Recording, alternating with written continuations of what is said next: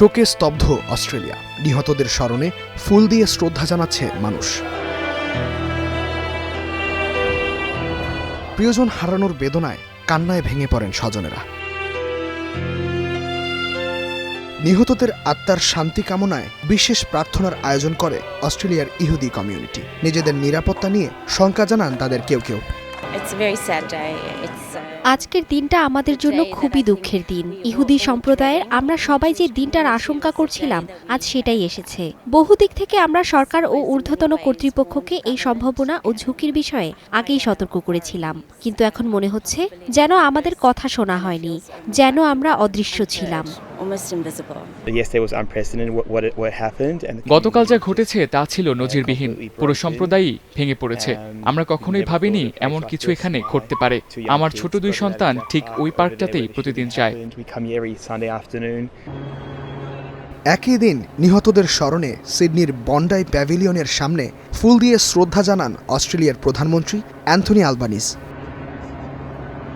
New South Wales রাজ্যের স্বাস্থ্য কর্তৃপক্ষ বলেছে, বন্ডাই সমুদ্র সৈকতে রোববার হামলায় এখন পর্যন্ত 16 জন মারা গেছে।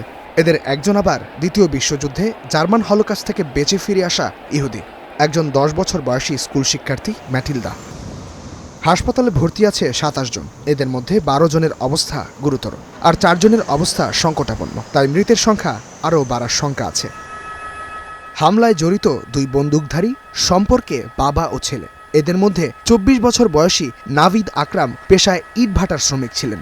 সম্প্রতি বেকার হয়ে পড়েন। গুরুতর আহত অবস্থায় তিনিও হাসপাতালে ভর্তি। 50 বছর বয়সী বাবা সাজিদ আকরাম পুলিশের গুলিতে ঘটনাস্থলেই মারা যান।